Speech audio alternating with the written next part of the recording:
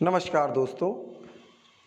New education policy 2020 जो पिछले 34 सालों से हमारी एजुकेशन पॉलिसी चली आ रही थी, उसको रिसेंटली 29 जुलाई 2020 को एक प्रेस मीट के जरिए संशोधित कर सेंट्रल गवर्नमेंट ने आपके सामने रखा है या पेश किया है, जिसको एक सेंट्रल गवर्नमेंट से स्वीकृति मिल चुकी है। तो हम ये जानते हैं कि जो हमारी न्यू एजुकेशन पॉलिसी 2020 है, इनमें किन किन फैक्टर्स को इंक्लूड किया गया है और किन किन फैक्टर्स को एक्सक्लूड कर दिया गया है, और हायर एजुकेशन में या हमारे स्कूल लेवल के एजुकेशन में क्या क्या चेंजेस आए हैं। इन चेंजेस को हम इसमें डिटेल में समझते हैं और उन पॉइंट्स को जानते हैं जो हमारे लिए ज़्यादा इम्पॉर्टेंट है। तो सबसे पहली बात करते हैं हम हायर एजुकेशन की, कि हायर एजुकेशन में किस तरीके से हॉलिस्टिक या मल्टी डिसिप्लिनरी फ्लेक्सिबल सिस्टम को अप्लाई कर स्टूडेंट को ये फ्रीडम दी गई है कि वो एक साथ में कई अलग अलग सब्जेक्ट की स्टडीज़ कर सकते हैं। जैसे मान लेते हैं कि आपने मैथ ऑनर सब्जेक्ट चूज़ किया है, तो पहले क्या हुआ करता था कि अगर आपने मैथ ऑनर का सब्जेक्ट चूज़ किया है तो आपको फिज़िक्स और कंपलसरी बैचलर लेवल पे कंपलसरी स्टडी करनी पड़ती थी, और आपके पास टाइम नहीं बचता था कि कुछ अलग सब्जेक्ट को समय दे सके।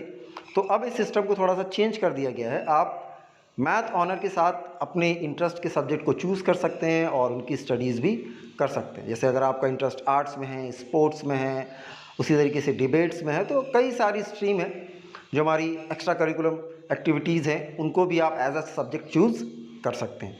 अब इसमें जो नई चीज़ इंक्लूड की गई है वो है हमारा multiple entry and exit system. तो ये मल्टीपल एंट्री एग्जिट सिस्टम है क्या, इसको समझते हैं। तो बेसिकली अब जो हमारे यूजी प्रोग्राम्स या पीजी प्रोग्राम्स होंगे वो 3 साल, 4 साल या 1 साल या 2 साल के होंगे। तो उनमें क्या मॉडिफिकेशन किया गया है? तो मॉडिफिकेशन कुछ इस तरीके से कि जैसे मान लीजिए कि अगर आप इंजीनियरिंग की डिग्री करते हैं और 1 साल इंजीनियरिंग की डिग्री करने के बाद आपको ऐसा लगता है कि अब ये आपका इंटरेस्ट इसमें ख़त्म हो रहा है या आप इसको नहीं कर पाएंगे, या फाइनेंशियली कोई प्रॉब्लम आ जाती है, या आपका इंटरेस्ट किसी दूसरे सब्जेक्ट में आ जाता है, तो आप 1 साल के बाद, 2 साल के बाद, 3 साल के बाद जब चाहें इंजीनियरिंग को ड्रॉप कर सकते हैं और किसी भी दूसरे नए कोर्स में एडमिशन ले सकते हैं। तो ये जो टाइम पीरियड है, जो 1 साल, 2 साल या 3 साल आपने स्टडी की है, ये आपका बर्बाद नहीं होगा। ये एक academic bank of credit future में तैयार किया जाएगा, जिसमें जो भी आपकी नॉलेज है या जो भी आपकी डिग्री है, सभी कुछ एज अ क्रेडिट, जैसे बैंक में जो भी चीज़ें आप निकालते हैं या जो भी चीज़ें आप कोई भी चीज़ आप विड्रॉ करते हैं या सबमिट करते हैं, तो वो एज अ डेबिट और क्रेडिट जिस तरीके से नोट किया जाता है, उसी तरीके से जो भी डिग्री आप करेंगे वो एज अ क्रेडिट की फॉर्म में स्टोर होती चली जाएगी। तो इसका मतलब ये हुआ कि 1 साल के बाद अगर आप कोई भी फाइनेंशियल प्रॉब्लम की वजह से या इंटरेस्ट के बेसिस पे अगर ड्रॉप करना चाहते हैं, तो वो 1 साल का एजुकेशन या पढ़ाई आपकी बर्बाद नहीं होगी। उसी तरीके से जो लोग जॉब ओरिएंटेड स्टडी करना चाहते हैं, तो उनके लिए बैचलर कोर्स 3 साल का, और जो रिसर्च ओरिएंटेड डिग्री करना चाहते हैं या रिसर्च ओरिएंटेड स्टडीज़ करना चाहते हैं, एजुकेशन फील्ड में जाना चाहते हैं, उनके लिए 4 साल का बैचलर प्रोग्राम होगा। उसके बाद वो 1 साल मास्टर कर सकते हैं और सीधे पीएचडी के लिए अप्लाई कर सकते हैं। कुछ लोग जो इंटीग्रेटेड 5 ईयर कोर्स करना चाहेंगे, उसमें उन्हें बैचलर और मास्टर की दोनों की डिग्री कंबाइनली 5 साल में दी जाएगी। और पहले जो पीएचडी करने के लिए क्राइटेरिया हुआ करता था, एमफिल करना जो कंपल्शन था, उसको कम्प्लीटली हटा दिया गया है। अब आप पीएचडी के लिए डायरेक्ट भी अप्लाई कर सकते हैं without taking part in MPhil. अब एक जो नया सिस्टम यहाँ पर अप्लाई किया जाएगा वो होगा हमारा granting autonomy to the different colleges. अब डिफरेंट कॉलेजेस को एकेडमिक, एडमिनिस्ट्रेटिव और फाइनेंशियल फ्रीडम, ज़्यादा से ज़्यादा फ्रीडम देने की कोशिश की जाएगी, और इसके बेसिस पे इनकी परफॉर्मेंस को ऑब्जर्व किया जाएगा और उन्हें ग्रेडिंग सिस्टम में कोड किया जाएगा।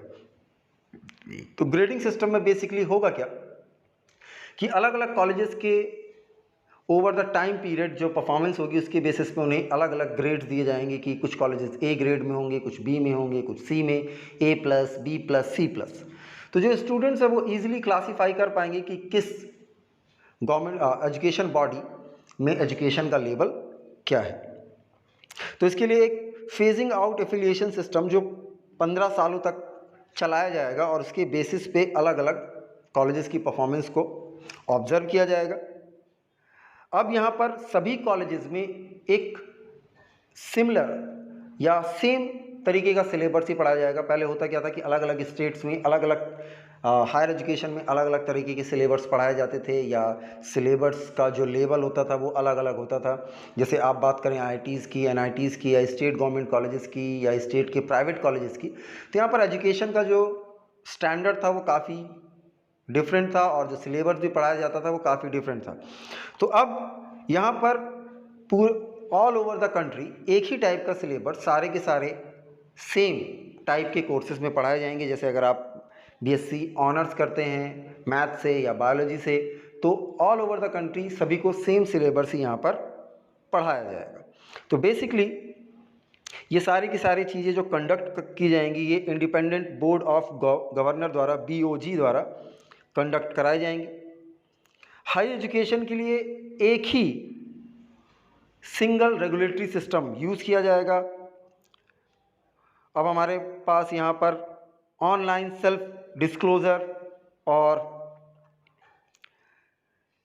ज़्यादा से ज़्यादा चीज़ों को आसानी से समझने के लिए अलग अलग सिस्टम को अप्रूव किया जाएगा। और सभी कॉलेजेस को अब एक ही कॉमन नॉर्म दिया जाएगा। जैसे आपके पास पहले UGC अलग था, AICTE अलग था, NCET अलग था। अब इन सभी को कंबाइन करके जो हमारा कॉमन नॉर्म होगा सभी कॉलेजेस का, वो HECI के थ्रू सभी को दिया जाएगा। तो बेसिकली होता क्या था कि पहले हमारे ऑल ओवर द कंट्री लगभग 600 अलग अलग तरह की यूनिवर्सिटीज़ थी जो अलग अलग तरीके से एफिलिएशन दिया करती थी, जिससे कि जो हमारा एजुकेशन लेवल था वो लगातार नीचे गिरता जा रहा था। तो इसको देखते हुए गवर्नमेंट ने जो एक नई पॉलिसी लागू की है, उसमें ये होगा कि जो कॉलेजेस होंगे उन सभी को एक कॉमन नॉर्म के अंदर ही रखा जाएगा, जिससे कि उनकी जो ओवरऑल प्रोग्रेस है या जो सिलेबस वहाँ पर पढ़ाया जा रहा है उन चीज़ों पर एक तरफ से नज़र रखी जा सके। और अब हमारी ऑल ओवर GDP का लगभग 6% एजुकेशन में ही खर्च किया जाएगा। अब आगे बात करते हैं नेशनल रिसर्च फाउंडेशन की, NRF। तो बेसिकली जो हमारा हायर स्टडीज़ होंगी उनको अब नेशनल रिसर्च फाउंडेशन द्वारा फंडिंग की जाएगी, और ज़्यादा से ज़्यादा एजुकेशन को हमारा रिसर्च बेस्ड बनाया जाएगा। अब पहले क्या हुआ करता था कि हायर एजुकेशन के लिए लोग यहाँ से फॉरेन चले जाया करते थे और वहाँ पर जाकर अलग अलग सब्जेक्ट्स या अलग अलग अपने इंटरेस्ट की फील्ड की स्टडीज़ करते थे। अब ऐसा नहीं होगा। अब गवर्नमेंट ऑफ इंडिया बाहर के अलग अलग कॉलेजेस को इनवाइट करेगा कि वो अपने ब्रांचेस इंडिया में आके खोल सकें, और जिससे कि इंडिया के स्टूडेंट जो बाहर जाकर स्टडीज़ करते थे वो इंडिया में रहकर ही स्टडी कर सकें। अब यहाँ पर बेसिकली लिटरेचर और साइंटिफिक अप्रोच पर ज़्यादा फोकस किया जाएगा, क्योंकि जो हमारा लिटरेचर है वो धीरे धीरे ख़त्म होता जा रहा है, या एक तरीके से आप कह सकते हैं कि विलुप्त होता जा रहा है। तो उसके लिए अब क्या होगा कि जो हमारी अलग अलग टाइप की लैंग्वेज हैं या क्षेत्रीय भाषाएं हैं, जो या हमारा क्षेत्रीय इतिहास है या लिटरेचर है, उसको भी डीप में या डिटेल में लोगों को अलग अलग लेवल पे पढ़ाया जाएगा, या उसकी भी स्टडीज़ इन कॉलेजेस में की जाएगी।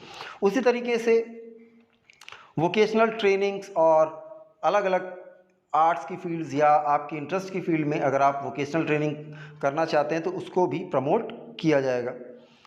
और हायर एजुकेशन इंस्टीट्यूट में एक नई क्वालिटी या नए क्वालिफिकेशन की सेटिंग की जाएगी। उसी तरीके से जो हमारा लैंग्वेज फैकल्टी है, जो हमारी ऑल ओवर द इंडिया अलग अलग तरह की क्षेत्रीय भाषाएं या लैंग्वेजेस बोली जाती हैं, या हिंदी, इंग्लिश और जो हमारी संस्कृत लैंग्वेज है, इनके प्रमोशन के लिए हायर लेवल पे भी इन सिस्टम्स को कंपलसरी किया जाएगा। और जो हमारी लोक विद्या या आर्ट है इसको प्रमोट किया जाएगा।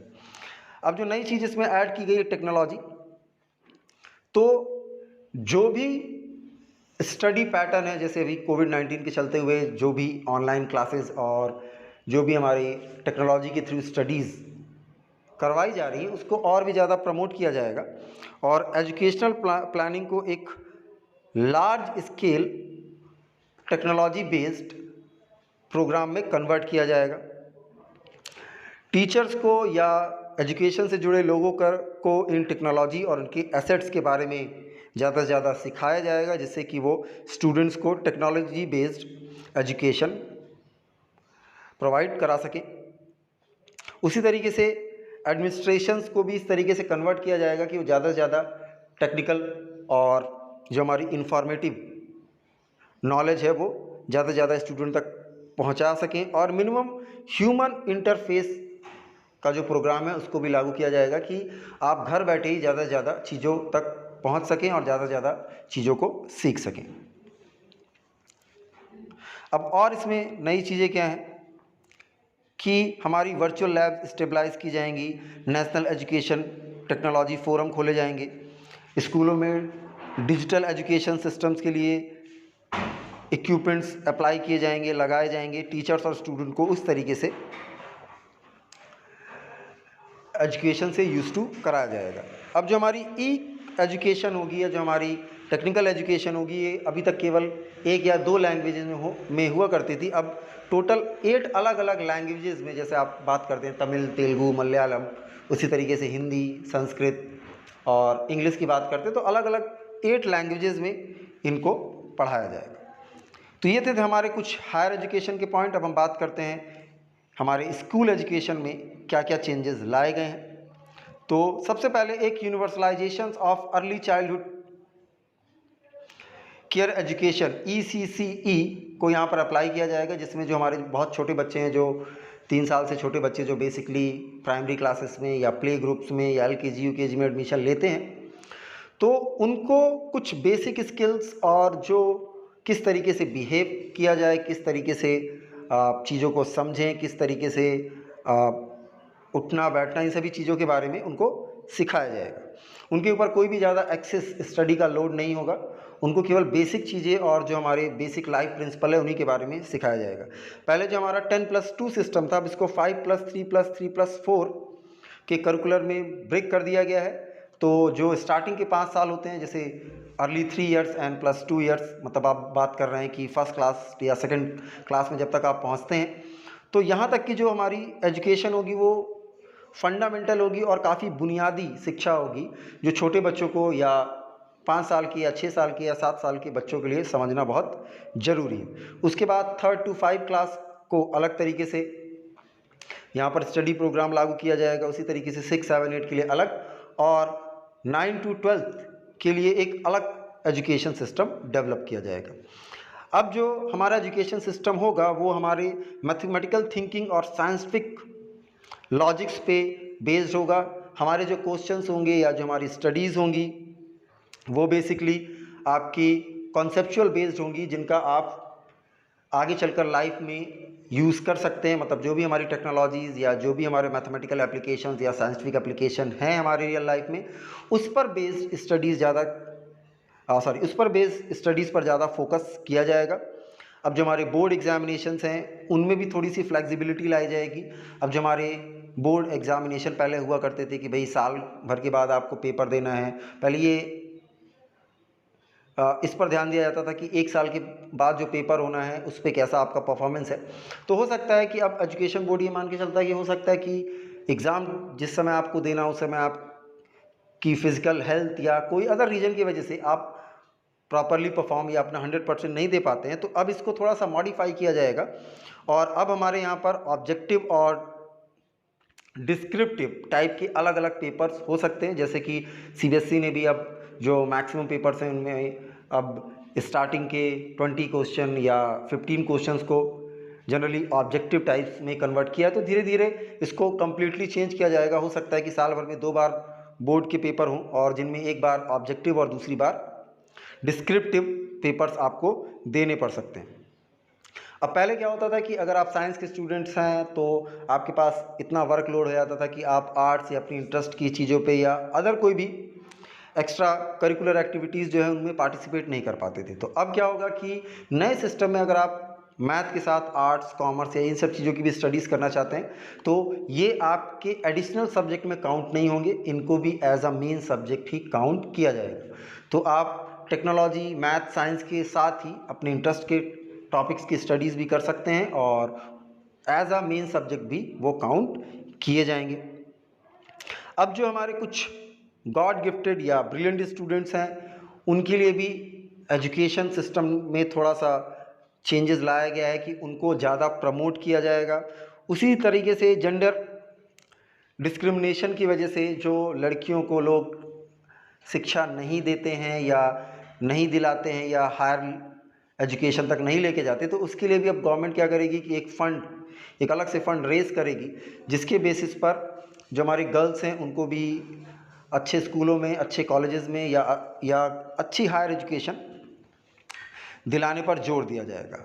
अब जो हमारा कोर कॉन्सेप्ट है या जो हमारा सिलेबस है उसको अब चेंज किया जाएगा, उसको रिड्यूस करके अब इस तरह की चीज़ें उसमें ऐड की जाएंगी कि आप अदर करिकुलम एक्टिविटीज़ में पार्टिसिपेट कर सकें और अपनी इंटरेस्ट की चीज़ों को सीख सकें। अब 6th क्लास और उसके आगे वोकेशनल इंटीग्रेशन पे ध्यान दिया जाएगा कि स्कूल के साथ साथ आपको बीच बीच में टाइम दिया जाएगा जिससे आप अपने आसपास के लोगों से जाकर मिल सके और उनकी ट्रेड्स को समझ सके। जैसे कोई आपके आसपास कोई लोहार है या कोई कपड़े से कोई दर्जी है, तो उनके पास जाकर वो लाइफ स्किल वो वहाँ से अडेप्ट कर सकते हैं और सीख सकते हैं। तो बेसिकली जो हमारे स्कूल सिस्टम में मेन चेंज किया गया है वो यही है कि बोर्ड एग्जामिनेशंस को मोर कॉन्सेप्चुअल, मोर साइंटिफिक और मोर मैथमेटिकल थिंकिंग बेस्ड बनाया जाएगा, जिसमें आपके ऑब्जेक्टिव और डिस्क्रिप्टिव दोनों ही तरीके के पेपर इंक्लूड होंगे। हो सकता है कि बोर्ड एग्ज़ाम एक साल में एक से ज़्यादा बार हो।